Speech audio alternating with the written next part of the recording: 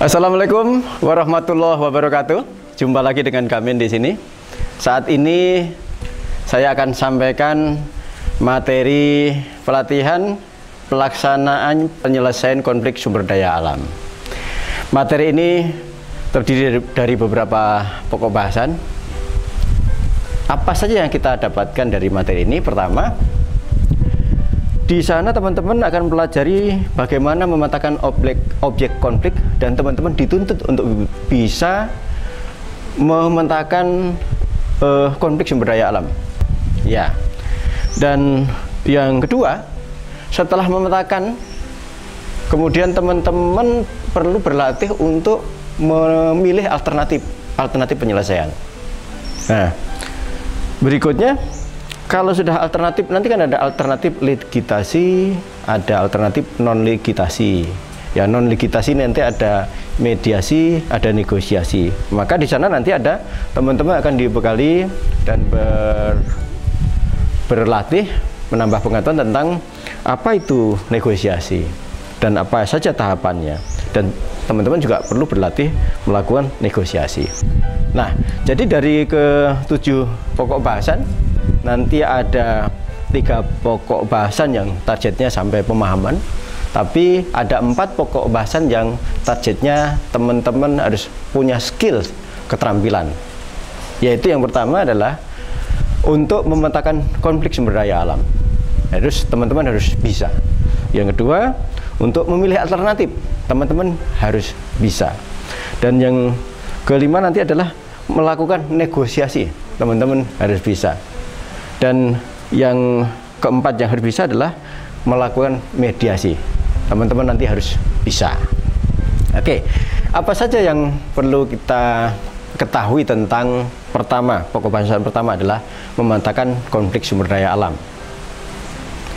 Nah, ada beberapa hal yang harus dipetakan, sebagaimana pernah disinggung di dalam materi perencanaan penyelesaian konflik sumber daya alam, dan kemudian sudah diorganisasikan, maka disinilah kemudian harus dilaksanakan. Yang dipetakan yang pertama adalah objek konfliknya apa. Ya, itu nanti yang dipetakan. Itu akan menyangkut benda yang dipermasalahkan apa, sumber dayanya, kemudian di mana lokasinya, berapa kuantitasnya, banyaknya berapa. Dan kemudian yang dipetakan berikutnya adalah sejarah kejadiannya seperti apa. Ya, itu bisa dipetakan menggunakan tabulasi tahun dan kejadian, atau dengan menggunakan timeline, jadi garis waktu gitu ya, rentang waktu, tahun berapa kejadian apa. Nanti kita akan demokan dan pelajari itu.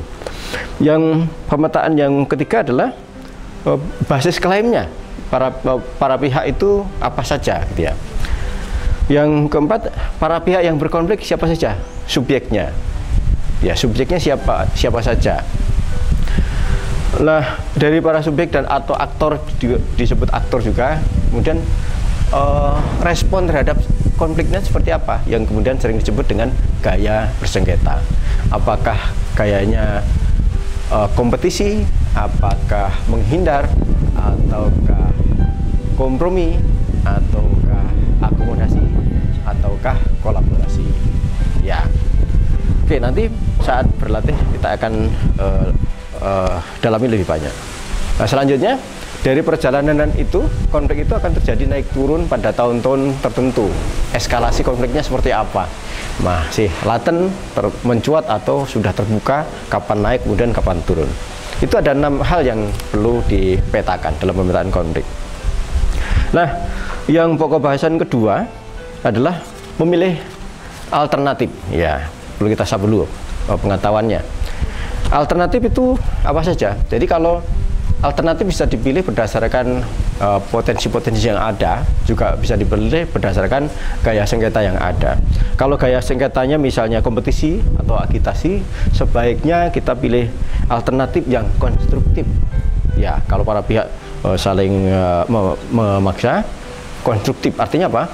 Biar membangun. Kalau usulannya harus dilepaskan dari kawasan hutan dan sebagainya, ya harus bagaimana kemudian bisa dilepaskan dengan proses yang benar sehingga para pihak mendapatkan haknya dengan dibenarkan oleh hukum yang ada. Jangan sampai terjadi destruktif kalau pada para pihak saling berkompetisi, jangan sampai terjadi kekerasan. Jangan sampai menghilangkan aset orang lain, jangan sampai menghilangkan nyawa orang lain, apalagi luka terhadap orang lain, karena itu nanti jatuhnya sudah pidana, kira-kira begitu ya. Nah, kalau begitu, ketika konstruktif nanti perlu ada penengah-penengah yang lain, ada mediator, mungkin pada proses arbitrasi dan sebagainya sesuai dengan pilihan-pilihan. Nah, kemudian setidaknya kalau kompetisi harus diturunkan dulu, itu ada jalan lain, turunkan eskalasinya biar tidak panas, tidak tegang gitu ya. Itu kalau kompetisi, sehingga bisa turun menjadi kolaborasi, karena kolaborasi bisa akomodasi atau kompromi ya.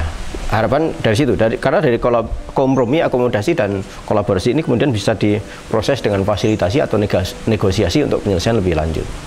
Begitu juga kalau yang masih menghindar, sebaiknya diangkat dulu, dieskalasi, dinaikkan tensinya sehingga terasa bahwa itu ada permasalahan dengan pihak lain. Karena dari situ kalau satu pihak masih menghindar, nggak akan ada yang bisa diselesaikan. Harus dibawa kepada ranah akomodasi atau kompromi, syukur ke kolaborasi. Oke, ini yang alternatif. Nah, alternatif ini bisa juga kita lihat dari bukti-bukti klaim yang ada. Kalau bukti-bukti hukumnya, bukti legalnya kuat, mungkin orang akan memilih legitasi, ya, memilih legitasi. Kemudian, tapi kalau kira-kira ada banyak kelemahan, jangan kita menentang ke jalur hukum, nanti malah salah dan kalah dan konyol sendiri, gitu ya. Kalau hanya punya bukti kertas atau bukti kwitansi saja, itu tidak cukup di muka hukum, gitu ya, kecuali bukti alas hak, itu hanya bukti proses jual beli saja kalau kwitansi, gitu ya.